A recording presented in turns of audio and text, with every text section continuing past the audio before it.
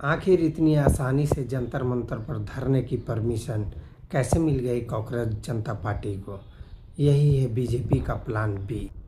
मैं आप लोगों को बताना चाहता हूँ, 2011 याद होगा, जो कि आरएसएस और बीजेपी के सहयोग से अन्ना हजारे के द्वारा लोगों को बरगला करके आंदोलन खड़ा करने का काम किया गया।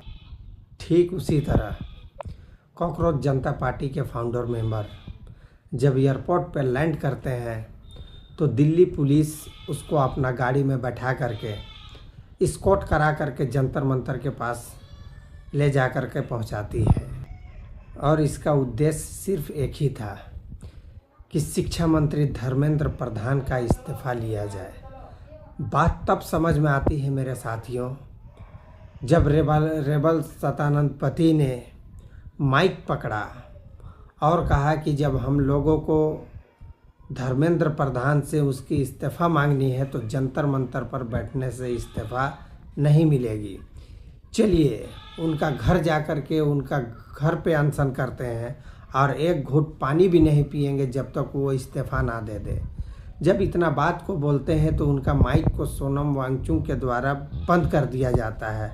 और वो सोनम वांगचुक जो कि लद्दाख में आंदोलन को खड़ा करने के लिए सबसे बड़ा योगदान अगर किसी का था तो रेबल सदानंद पति का था, आज उसका माइक को बंद कर दिया जाता है। तो इससे समझ में आता है कि ये लोगों हमारे नौजवान लोगों के हितों की लड़ाई नहीं लड़ रहा है, बल्कि ये अपने पॉलिटिक्स को चमकाने के लिए, ठीक उसी तरह जिस तरीके से 2011 में अन्ना हजारे और अरविंद केजरीवाल ने एक पूरे देश में संदेश देने का काम किया था कि एक नया क्रांतिकारी देश में आने वाला है।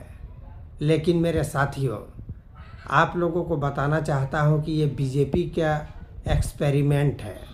जिस तरीके से युवाओं के बीच में हमारे राहुल गांधी जी की बढ़ती लोकप्रियता देख बीजेपी घबरा गई है और राहुल गांधी को रोकने के लिए ही सिर्फ ये सब किया जा रहा है। और इसको कराने वाला भी कोई दूसरा नहीं, ये बीजेपी ही है। इस बात को मैं दावे के साथ कह सकता हूँ, इसलिए कह सकता हूँ दावे के साथ क्योंकि 2011 आज भी जहन से नहीं जाता है। और अभी एहसास होता है कि 2011 की भूल हम लोगों को कितनी महंगी पड़ी है। आज हमारा देश किस स्थिति पे जा कर के खड़ा हो गया है। और मैं तब मानता कि वाकई में कॉकरोच जनता पार्टी जेन जी की लड़ाई लड़